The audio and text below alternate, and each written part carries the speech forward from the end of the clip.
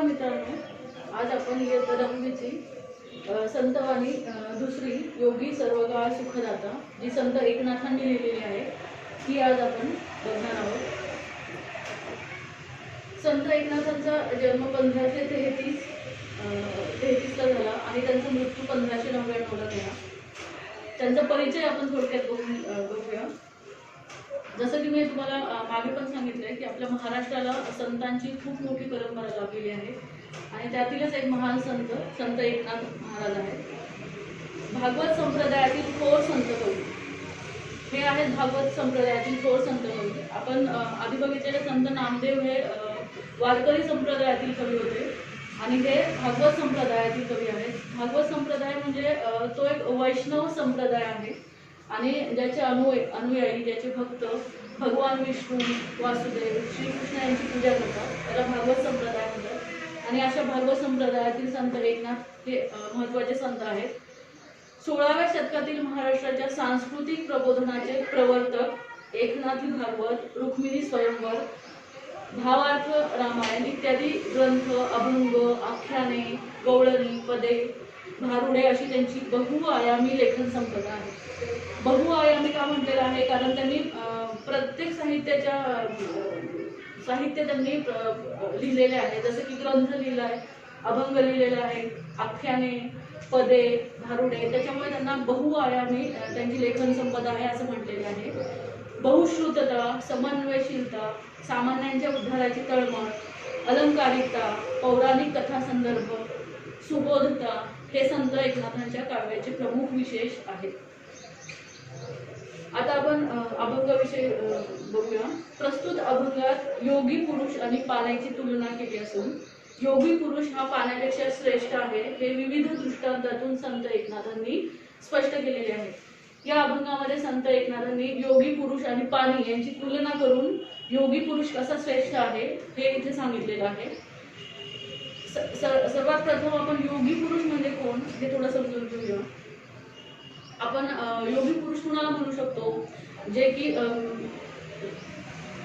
सज्जन व्यक्ती असतील, जे म्हणजे चांगल्याच नेहमी सत्य बोलतात, नेहमी आहे म्हणजे योगशास्त्राचे खूप सारे नियम जे पाळतात, जसे की अस्तेय आहे, अपरिग्रह आहे, सत्य आहे, अहिंसा आहे, जे नेहमी सत्याच्या मार्गावर चालतात आणि दुसऱ्यांची सेवा करणे हे त्यांचं उद्दिष्ट असतं आणि परमेश्वराची प्राप्ती करून घेणे, स्वतः जो आत्मानंद त्यांनी मिळवलेला आहे तो दुसऱ्यांना वाटणे, अशा लोकांना आपण योगी पुरुष इथे म्हणू शकतो. आणि अशा योगी पुरुषाची इथे पाण्याशी संत एकनाथांनी तुलना केलेली आहे.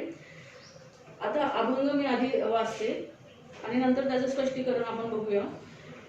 जेवी चंद्रकिरण चकोरांसी, पांखोवा जेवी पिलियांसी, जीवन जैसे का जीवांसी, तेवी सर्वांसी मृदुत्व, जळ वरी वरी क्षाळी मळ, योगिया सबाह्य करी निर्मळ, उदक सुखी करी एक वेळ, योगी सर्व काळ सुखदाता. उदकाचे सुख ते किती, सवेची क्षणे तृषिते होती, योगिया दे स्वानंद तृप्ती, सुखासी विकृती पै नाही. उदकाची जे मधुरता ते रसीची तत्वता, योगी यांचे गोडपण पाहता, होय निवलिता सर्वेंद्रिया. मेघमुखे अधपतन, उदकांचे देखुनी जाण, अधपाते निवती जन, अन्नदान सकाळांसी. तैसे योगी असे खालती येणे, जे इहलोकी जन्म पावणे, जन निववी श्रवण कीर्तने, निज ज्ञाने उद्धरी. अशा प्रकारे त्यांचा अभंग आहे. आपण आता त्याचं स्पष्टीकरण बघूया. या अभंगामध्ये त्यांनी बरेचसे उदाहरणे देऊन दृष्टांत देऊन योगी पुरुषाचे श्रेष्ठत्व इथे संत एकनाथांनी सांगितलेले आहे. जेवी चंद्रकिरण चकोरासी, पांखोवा जेवी पिलियांसी, जीवन जैसे का जीवांसी, तेवी सर्वांसी मृदुत्व. जशा प्रकारे एक काल्पनिक पक्षी आपण बघतो बघा, चकोर, जो की चंद्रकिरण पिऊन जगतो. चंद्रकिरण हे त्याचं जीवन आहे असा चकोर पक्षी. आणि पांखोवा जेवी पिलियांसी, जसं की पक्षिणीचं पंख हे पिल्लांसाठी तिच्या आसरा असतात, एक मायेची ऊब असतात. सुरक्षितता प्रदान करणारे असतात. तसंच जीवन जैसे का जीवांसी, जीवन इथे जीवन म्हणजे पाणी. तर पाणी जसं जीवांसाठी सर्व आपण सजीवांसाठी जसं महत्वाचं आहे, तसंच तेही सर्वांशी मृदुत्व, आणि तसंच योगी पुरुषांची जे मनाचा मऊपणा आहे, कोमलता आहे, ती सर्वांना हवीशी वाटते, असं इथे संत एकनाथ महाराज यांनी म्हटलेलं आहे. म्हणजे इथे त्यांनी त्यांचं महत्व सांगताना ही उदाहरणे वेगवेगळी दिली आहेत. जळ वरीवरी क्षाळे फळ, योगिया सबाह्य करी निर्मळ, उदक सुखी करी एक वेळ, योगी सर्व काळ सुखदाता. इथे संत एकनाथांनी सांगितलंय की जळ वरीवरी क्षाळे मळ, जळ म्हणजे जल, पाणी. आपला शरीराचा वरवरचा मळ तो काढू शकतो, परंतु योगी पुरुष योगिया सबाह्य करी निर्मळ, योगी पुरुष आपल्याला त्याच्या आत्मज्ञानाने आपल्याला सबाह्य म्हणजे आतून बाहेरून तो आपल्याला निर्मळ करतो, असं इथे संत एकनाथांनी सांगितलेलं आहे. उदक सुखी करी एक वेळ, आणि आपण आपल्याला जर तहान लागली तर आपल्याला ते पाणी फक्त एकाच वेळी क्षणिक सुख देते. परत आपल्याला तहान लागते त्यावेळेस परत आपल्याला पाणी हवे असते, परंतु योगी सर्व काळ सुखदाता, आपल्याला जो योगी हा सर्व काळ सुख देणारा आहे. योग्याकडून आपल्याला जे आत्मज्ञान प्राप्त होते, जे ज्ञान मिळते, ते आपल्याला सर्व काळ सुख देते, असं इथे संत एकनाथ महाराज म्हणतात. म्हणजे उदकापेक्षा पाण्यापेक्षा योगी पुरुष कसा श्रेष्ठ आहे. पाणी आपल्याला एकच वेळेस तृप्त करते, एकच वेळेस शांत करते, परंतु योगी पुरुष हे आपल्याला सर्व काळ सुख देणारे आहेत, आपले सर्व दुःख हरणारे आहेत, असं इथे संत एकनाथ महाराज म्हणतात.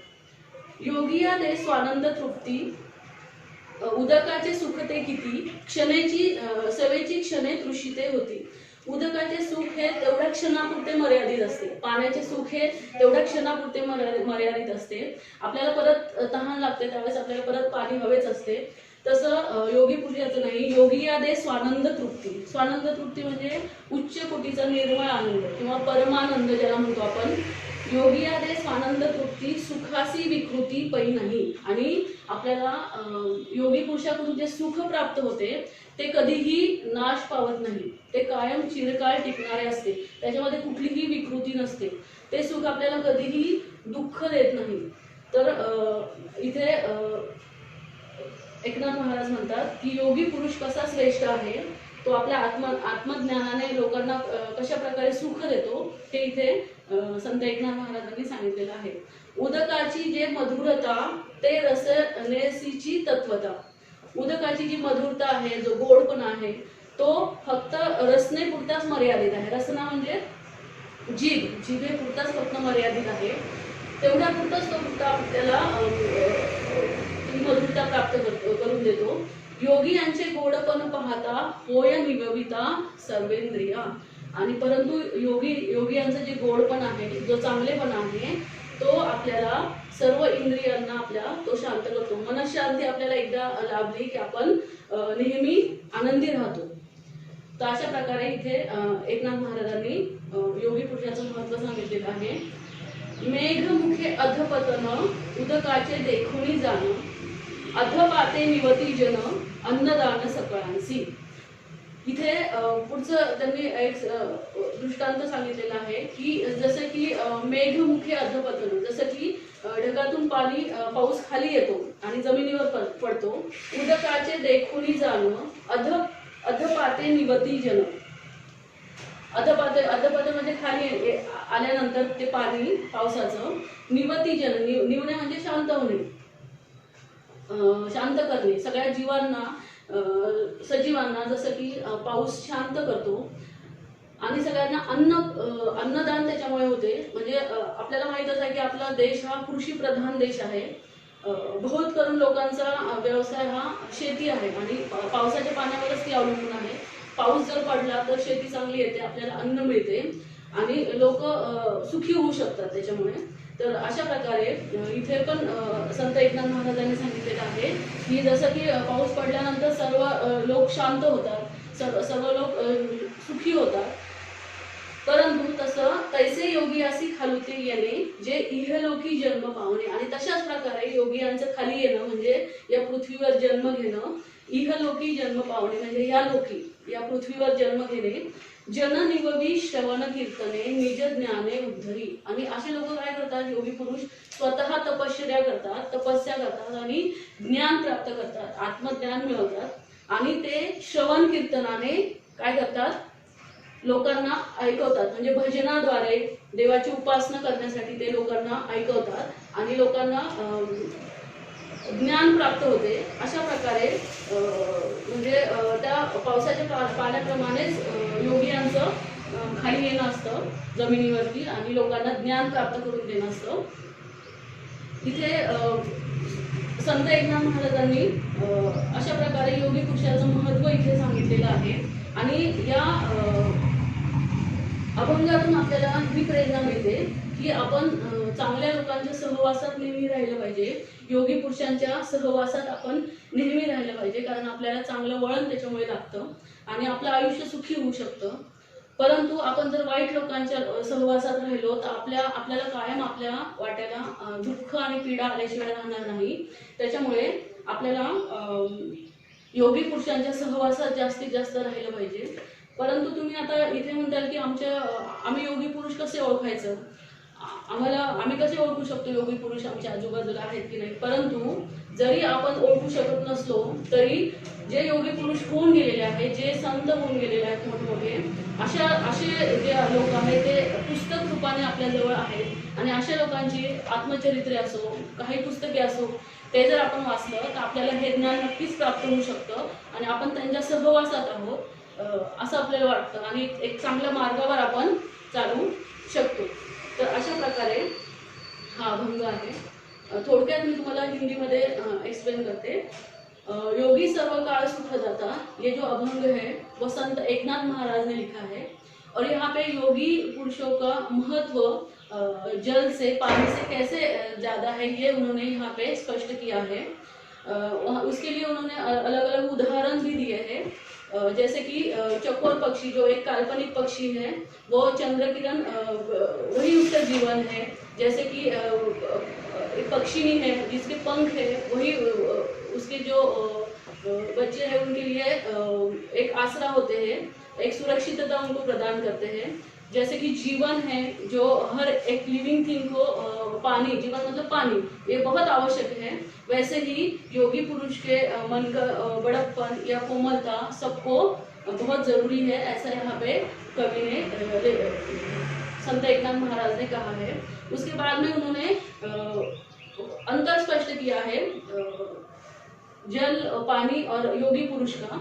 योगी पुरुष जल से कैसे महान है वो आगे उन्होंने बताया है.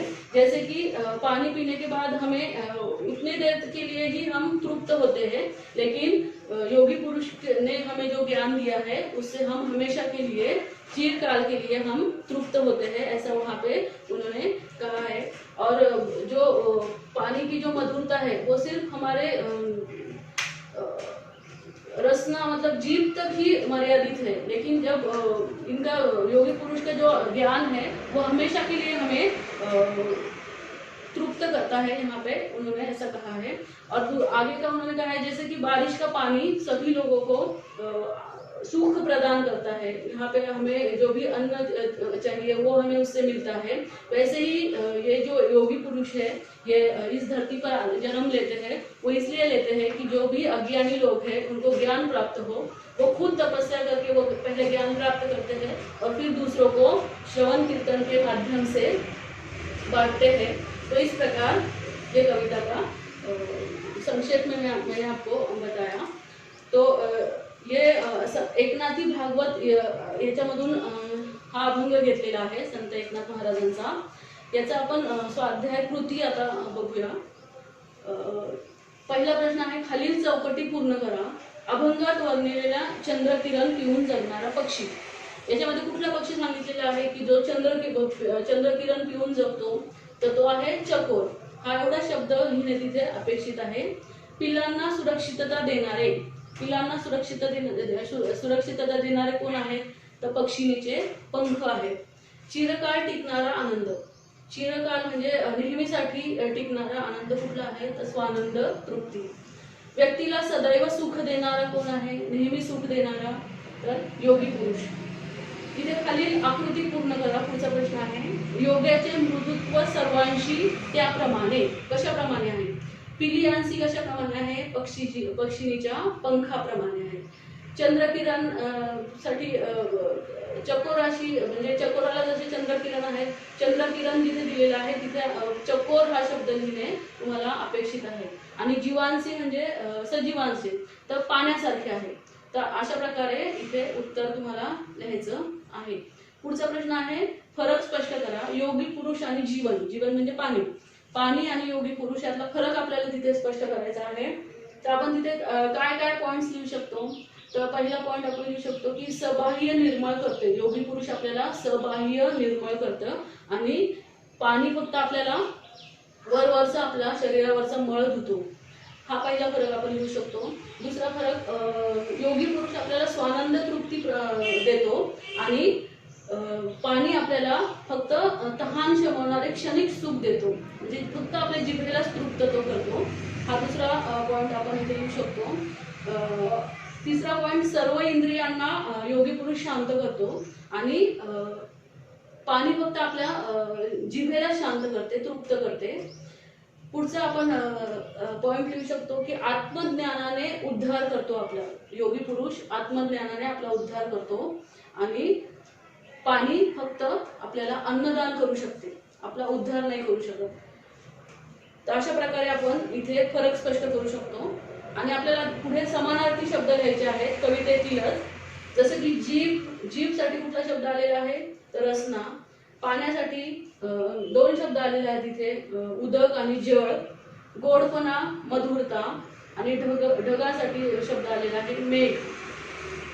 पुढचं आहे काव्य सौंदर्य. खालील ओळींचे रसग्रहण करायचे आपल्याला. जैसे योगी असी खालुते येणे, जे इहलोकी जन्म पावणे, जन निववी श्रवण कीर्तने, निज ज्ञाने उद्धरी. मी तुम्हाला मागे पण सांगितलेलं आहे की कुठलेही मोठे प्रश्न लिहायचे असतील तर आधी आपल्याला कवितेचा संदर्भ द्यावा लागतो. इथे आपल्याला काय लिहिणं अपेक्षित आहे आधी की योगी सर्व काळ सुखदाता या कवितेतील या अभंगातील या पंक्ती आहेत संत एकनाथ महाराजांनी, जे की भागवत संप्रदायातील थोर संत कवी आहेत, यांनी हा अभंग लिहिलेला आहे. अशी सुरुवात आपल्याला या उत्तरांची करायची असते. आणि मग पुढे याचं स्पष्टीकरण, या ज्या दोन ओळी दिलेल्या आहेत त्याचं स्पष्टीकरण करणे अपेक्षित आहे. पुढचा प्रश्न आहे योगी पुरुष पाण्यापेक्षा श्रेष्ठ आहे हे तुमच्या शब्दात स्पष्ट करा. आणि आता आपण ह्याचं जे स्पष्टीकरण आहे त्यावरून या प्रश्नाचं उत्तर नक्कीच लिहू शकतो. योगी पुरुष पाण्यापेक्षा कसा श्रेष्ठ आहे तर हे या वेगवेगळ्या सिद्धांतातून किंवा या वेगवेगळ्या दृष्टांतातून आपण एक्सप्लेन किंवा स्पष्टीकरण त्याचं देऊ शकतो. योगी पुरुष आणि पाणी हे दोघेही सामाजिक कार्य करतात हे स्पष्ट करा. समाजासाठी कार्य करतात. तर पाणी तर आपलं जीवनच आहे, पाण्याशिवाय आपण राहू शकत नाही. प्रत्येक गोष्टीसाठी आपल्याला अन्नदान असो, काही असो, अन्न शिजवणे असो, पाणी पिणे असो, या सगळ्यांसाठी आपल्याला पाणी आवश्यक आहे. आणि निस्वार्थ भावनेने ते सुद्धा समाजाचं एक प्रकारे कार्यच करतात. आणि त्याचप्रमाणे योगी पुरुष हे फक्त लोकांना ज्ञान प्राप्त व्हावे यासाठीच या पृथ्वीवर जन्म घेतात. स्वतः ते तपस्या करतात आणि जे ज्ञान प्राप्त होतं ते दुसऱ्यांना ते देतात. अशा प्रकारे समाजासाठीच ते फक्त कार्य करतात. अशा प्रकारे आपण त्याचं स्पष्टीकरण इथे सामाजिक कार्य कशा प्रकारे पाणी आणि योगी पुरुष करतात हे आपण इथे स्पष्ट करू शकतो. धन्यवाद.